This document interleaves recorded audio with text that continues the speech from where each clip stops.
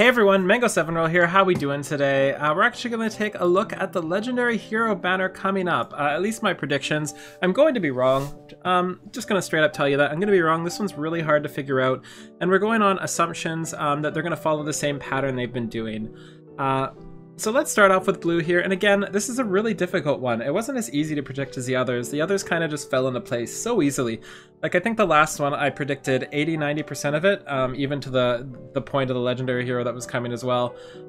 Basically, exactly as I planned. This one, I don't think it's going to go that way, but let's go through my thoughts and my reasonings why.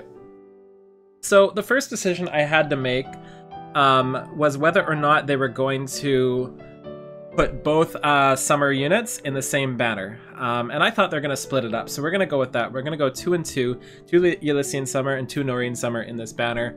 So we're going to start off with what I think will happen. First off is Fjorm and Brave Lucina. I do think Brave Lucina is coming this time. I think it's too soon to put Brave Ike in with Gunnthrá already. I feel like too many people are going to be pulling for Gunnthrá, and they do not want to give us Brave Ike at the same time. It's just too big of a too good of a pool, you know. They want to even it out. So that's why I think we will be getting Brave Lucina instead. And because of that, we already have 2 Lancers. So then we need to find a tome to kind of fill it out. I don't think they would do a 3 Lancer pool. They might have already. I don't even remember. But I feel like there's going to be a tome in there. And there was only really 1 tome for seasonal, so I put in Summer Core in there, and that's how I kind of decided there were going to be 2 different pools, with 2 different summers mixed in.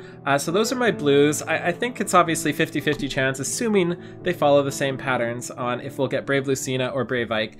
And again, I do think it's going to be Brave Lucina, so this one I'm kind of comfortable with my decision. Maybe we'll get a blue tome that isn't a seasonal one, and they will double up the seasonal somewhere else.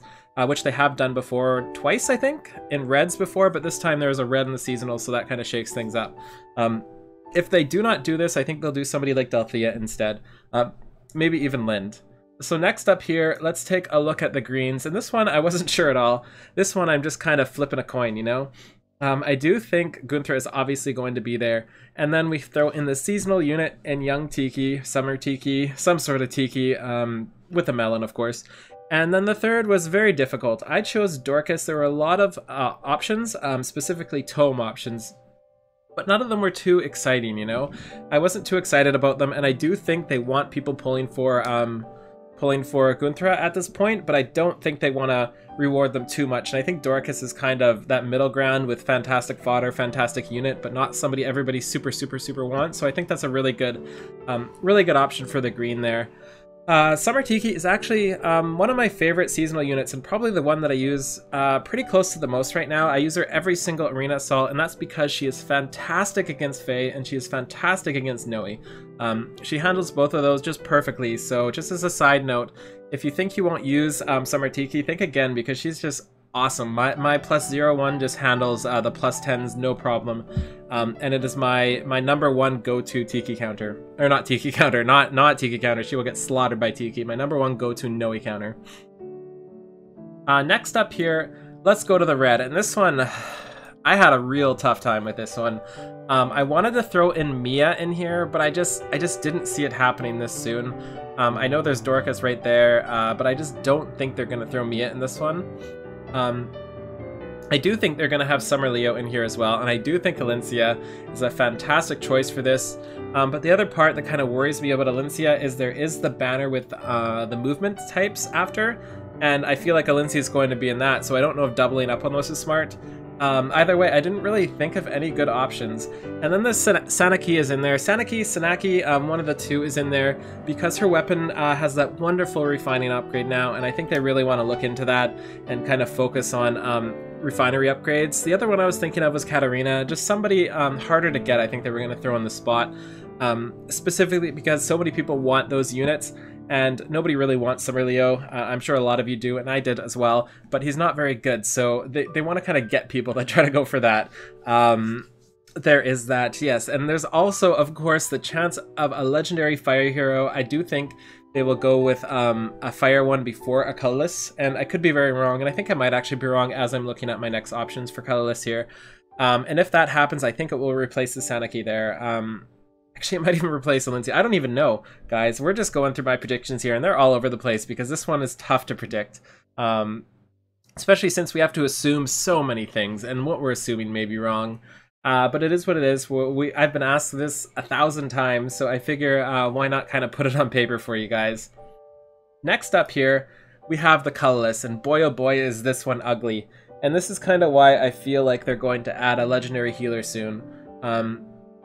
Simply because I was looking at the previous ones, and then they had Jenny, they had Elise, they had 2 fantastic 5-star healers, and then the only one that's really left is Mist. And I feel like they want one on each banner, and nobody really wants Mist.